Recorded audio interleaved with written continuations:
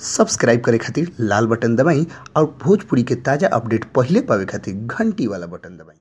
छपरा जिला भोजपुरी पर रुआ लोग के बहुत बहुत स्वागत बा। जी हाँ, बहुत बड़ सवाल रुआ लोग कमेंट के माध्यम से हमनी से पूछले रहनी हलो कि आखिर दिलवाला फिल्म कब आ रहल बटे। जी हाँ, दिलवाला फिल्म के बारे में तरह तरह के सवाल लोग उठौले रहे, तो हमनी के ओकर जवाब लेके आई बनी से रुआ लोग के बता दी आकि एगो बहुत बड़ कारण के वजह से फिल्म दिलवाला अभी तकले ना लाग पाइल हटे आ अब कब लागी एकर कौनो गारंटी नहीं खे। जी हाँ, भोजपुरी के सुपरस्टार खेसारी लाल यादव के फैंस लोग खातिर थोड़ा देर खातिर सैड खबर यानी उदास करे वाला खबर बटे कि उनकर फिल्म दिलवाला ना लागल आ ना लागे के कारण रुआ लोग के हम बताओ तनी कि उनकर फिल्म दिलवाला जौन रहे बहुत पहले शूटिंग हुई रहे लेकिन रिलीज ना हो पाई, तो खेसारी लाल यादव खुद अपना हाथ से डिस्ट्रीब्यूटर बन गिलन। जी हाँ, अपना हाथ से पूरा बिहार झारखंड में डिस्ट्रीब्यूशन करे के जिम्मा ले लेलन। तो रुआ लोग के पता होई चाहिए कि वही समय में खेसारी लाल यादव पर पटना में हमला हो गई। जी हाँ, जौन की इनकर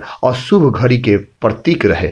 खेसारी लाल यादव बतौलन मीडिया से बात करते हुए कि हमरा पर हमला करे वाला दोसर कोई ना, उनकर जानल पहचानल ही कुछ लोग उनका पीछे पड़ रहे जे उनका पर हमला करवैले रहे। रुआ लोग के इहो बता दी कि खेसारी लाल यादव ये फिल्म के डिस्ट्रीब्यूशन लेके अपन कहानी के आगे बढ़ावे के फेरा में रहलन, लेकिन वही घड़ी ई सब विचित्र घटना घट गई तो फिल्म ना लग पाइल। आ दोसर लोग तो इहो अंदाज लगा रहल बटे आ कि कुछ हीरोइन यानी खेसारी लाल के साथ काम करे वाली हीरोइन अक्षरा सिंह के साथ उनकर फिल्म लोग ना देखे, ऐसे वो लोग दोनों जना एक साथ अभी काम नहीं कर रहे लोग, तो लोग कहते कि अक्षरा सिंह के वजह से भी ये फिल्म ना लगे के कारण बटे, लेकिन एक कारण असली का बटे ये अभी तक स्पष्ट नहीं हो पाई। जी हाँ, भोजपुरी के ताजा खबर लोग विजय सिंह ले आओ, बस लाल बटन दबा के सब्सक्राइब करिए और घंटी वाला बटन दबा।